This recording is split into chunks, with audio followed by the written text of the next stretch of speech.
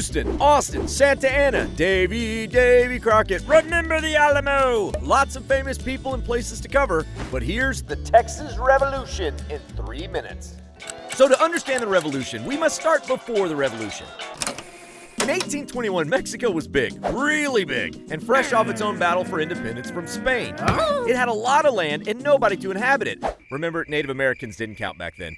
Sorry. So Mexico started a program. We want you to become an impresario. Impresarios were in charge of recruiting new settlers. They didn't have money, they had land. Lots of land. And Americans love free stuff, especially free land. Yeehaw! Impresario Stephen F. Austin recruited the first 300 families and established the town of San Felipe de Austin as the central hub of Texas. Things were okay, but then Antonio Lopez de Santa Anna became president. And even though he was elected, he acted like a crazy dictator, doing very dictatory stuff like throw out the Constitution. The Texans didn't like that, and suddenly they started to think of independence. Mexico was getting suspicious, and in 1835 sent troops to take back a cannon they had loaned the Texan settlers in Gonzales. But when they arrived, come and take it! They were met with a flag and a big boom.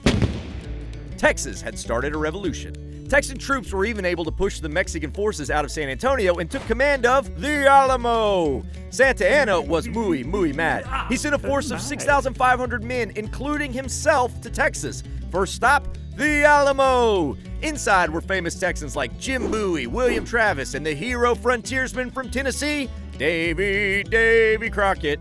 Meanwhile, over in the bustling town of Washington on the Brazos, a group of other men gathered and on March 2nd, 1836 declared, Texas is independent! 4 days later, Santa Anna's troops attacked the Alamo at daybreak, and within an hour or so, all 180 Texans lay dead, including Davy Crockett.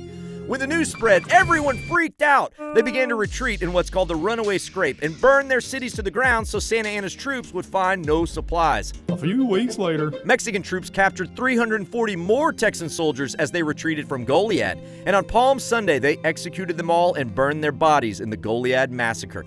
Texas was getting walloped. But one man had a plan. Here comes the General, Sam Houston. The Texan retreat allowed him to build an army. Pretty much any man with a gun could join the fight. And on a swampy patch of earth called San Jacinto, Houston and his 900 men met up with Santa Anna's much larger army. And in the middle of the afternoon on April 21st, Houston launched an attack. Surprise! Remember the Alamo! Remember Goliad! The Texans overwhelmed the Mexican army and won the battle in just 18 minutes. 650 Mexicans died and only 11 Texans. Santa Anna was captured the next day, hiding in the brush and forced to sign the Treaty of Velasco, acknowledging Texas as an independent nation.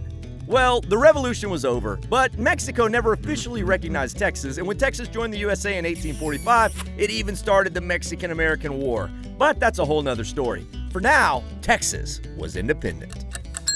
If you love Texas, make Davy Crockett proud by liking this video. And if you want more Texas history, check out our Texas history playlist with longer videos on each battle.